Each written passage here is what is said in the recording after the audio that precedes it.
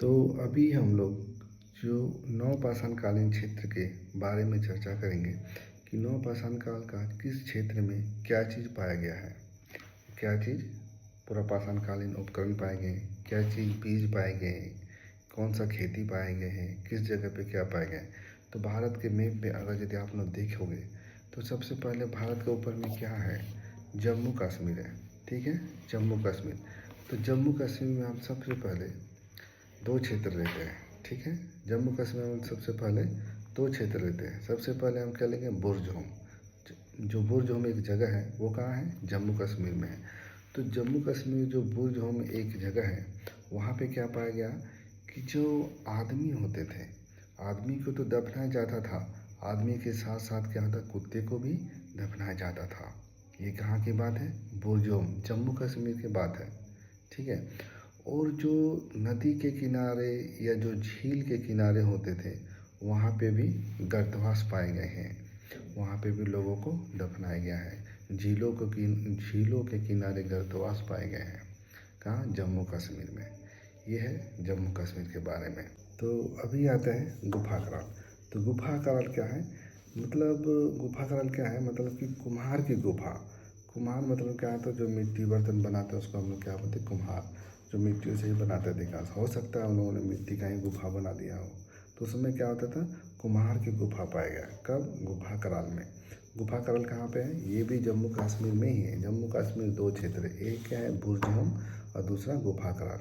बुर्ज home के बारे में हमने बताया, ठीक है, कि आदमियों के साथ साथ वहाँ कुत्ते को भी दफनाए गए हैं और झीलों के किनारे गर्तवास पाए गए। और गुफा कराल में क्या है, कुम्हार की गुफाएं पाई गई है। ठीक है, और साथ ही साथ वहाँ पे हड्डियों के उपकरण पाए गए हैं। कहाँ की बात है ये, जम्मू कश्मीर की। ठीक है, दो जगह। तो अब हम यूपी के क्षेत्र में जाते हैं। ठीक है, जम्मू कश्मीर का क्षेत्र बता दिए, अब हम यूपी के क्षेत्र में जाते हैं। तो यूपी के क्षेत्र में क्या है, लेहरा देव एक जगह है। लेहरा देव, चौपानी मांडव, कोल्डीवा और महगरा, चार जगह है। लेहरा देव, कोल्डीवा, चौपानी मांडव, महगरा, इस चार जगह के हम बारे में बताते हैं कि उसमें कौन से पाषाण उपकरण पाए गए हैं, पाषाण काल के क्या निशानी पाए गए हैं।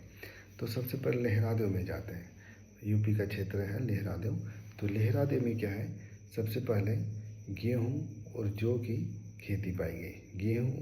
गेहूँ और जौ के साक्ष्य कहाँ पाया गया, लेहरा देव में। कब पाया गया, 9000 ईसा पूर्व पहले पाया गया। लेहरा देव यूपी में सबसे पहले गेहूँ और जौ का यदि साक्ष्य पाया गया है भारत में और यूपी में, वो कौन सी जगह है, लेहरा देव में। कब पाया गया, 9000 ईसा पूर्व पहले पाया गया, उससे पहले कहीं नहीं ये साक्ष्य पाए गए, है ना। अब लेहरा देव के बाद आते हैं हम कोल्डीवा में। तो कोल्डीवा में सबसे पहले चावल का खेती पाए गए यूपी का। सबसे पहले यूपी में प्राचीनतम चावल का साक्ष्य पाए गए हैं भाई। कहाँ पे, यूपी में। ठीक है, कौन सा जगह में, कोल्डीवा में। चावल और धान का जो साक्ष्य पाए गए सबसे पहले यूपी का कोल्डीवा वाले क्षेत्र में पाए गए। और वो कब पाए गए, 6000 ईसा पूर्व पहले का साक्ष्य पाए गए। 6000 ईसा पूर्व का साक्ष्य मिला है। ये जो चावल और धान है 6000 ईसा पूर्व का है। और कहाँ से पाया गया, वो कोल्डिया वाले क्षेत्र से पाया गया। अब आते हैं हम, कोल्डीवा वाले क्षेत्र हो गया, लेहरा देव हो गया। अब आते हैं हम चौपानी मांडव में। तो चौपानी मांडव की एक विशेषता है कि वहाँ पे मृदभान का साक्ष्य पाएंगे। मृदभान मतलब क्या, हम पहले बताएं कि मिट्टी के जो बर्तन होते हैं, गमला हो गया, हड़िया हो गया, है ना, तो धान उन रखने का काम आता था। तो क्या है, मिट्टी के बर्तन को हम लोग क्या कहते हैं, मृदभान। तो मृदभान के साक्ष्य कहाँ पाए गए, यूपी में। कहाँ पे, चौपानी मांडव पे, याद रखना। सबसे पहले मृदभान का साक्ष्य कहाँ पाया गया, यूपी में और चौपानी मांडव में, यूपी के चौपानी मांडव में। और वहाँ पे और एक बात, खास बात है कि वहाँ पे जो यूपी में जो चौपानी मांडव है, कहता है कि वहाँ पे झोपड़ी बनाए हुए रहते थे। और वो झोपड़ी किसके आकार का था, मधुमक्खी के आकार का झोपड़ी पाया गया है। ठीक है, मधुमक्खी के आकार का झोपड़ी पाया गया। कब, नवपाषाण काल की बात है। अभी आते हम महगरा, तीन हो गया। अभी हम आते हैं महगरा। तो महगरा में क्या पाया गया कि गोलाकार आकार का झोपड़ी पाया गया महगरा में। वहाँ तो ठीक है। चौपानी मांडव में तितली के आकार नहीं, मधुमक्खी के आकार का झोपड़ी पाया गया, और महागारा में गोलाकार आकार का झोपड़ी पाया गया। और साथ ही वहाँ पे महागारा में और साथ ही महगारा में गौशाला का भी साक्ष्य पाया गया है। वहाँ पे जैसे कि घर बनाया हुआ है, एक वहाँ पे गायों को मतलब बांधने का प्रथा थी, गायों को एक साथ रखा था, उसको क्या बोलते हैं, गौशाला। तो जहाँ पे गायों को एक साथ खोंट के रखते हैं, बांध के रखते हैं, उसको क्या बोलते हैं, एक घर जैसे बना के उसको क्या बोलते हैं, गौशाला। या झोपड़ी बना के किसी भी टाइप का मतलब एक साथ रखते हैं तो उसको क्या बोलते हैं, गौशाला।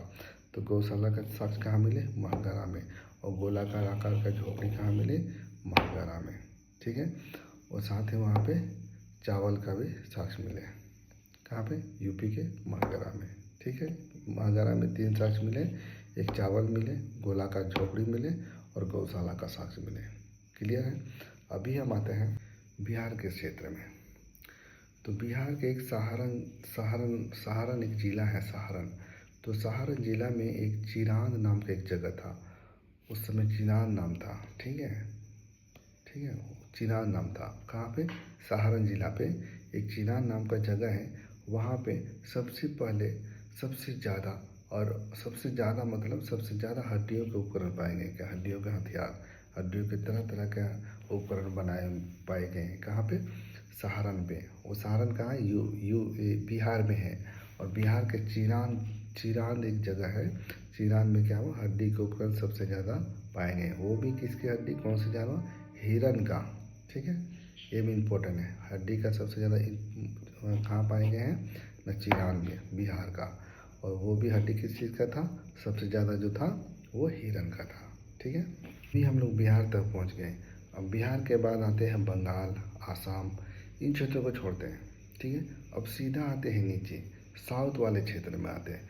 तो साउथ वाले क्षेत्र में हम जब जाते हैं तो वहाँ पे हम ज़्यादा कुछ नहीं, वहाँ पे जगह तो वैसे नवपाषाण कालीन क्षेत्र तो बहुत ज़्यादा है, लेकिन हम कुछ जो इम्पोर्टेंस है उनके बारे में हम बात करते हैं।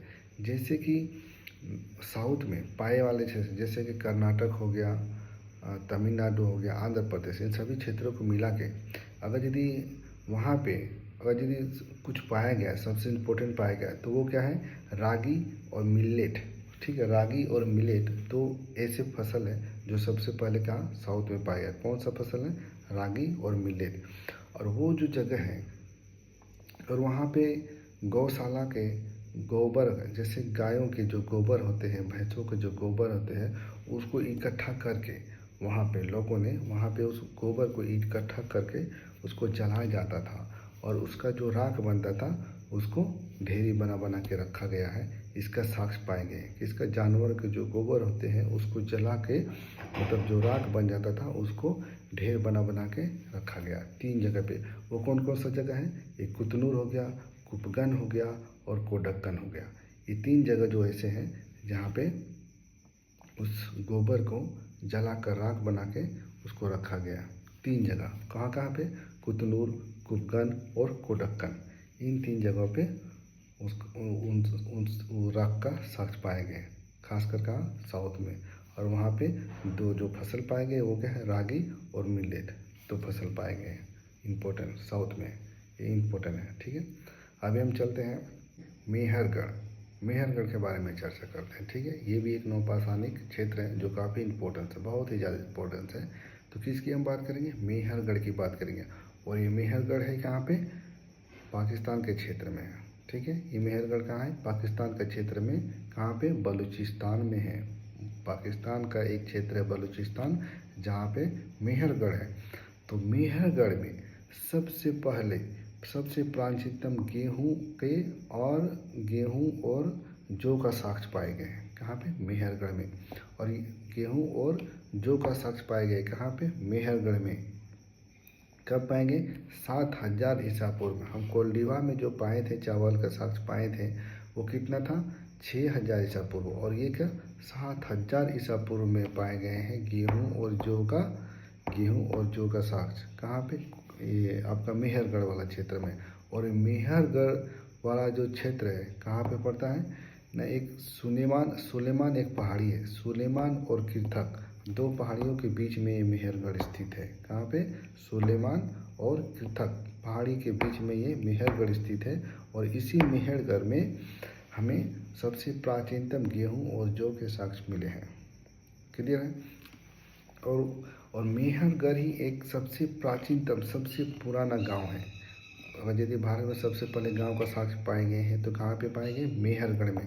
सबसे प्राचीनतम गांव के साक्ष्य कहाँ पाए गए हैं? मेहरगढ़। मेहरगढ़ क्या है? एक प्राचीनतम गांव है। ठीक है। वहाँ के जो घर थे वो क्या है? कच्ची ईंटों के बने हुए होते थे।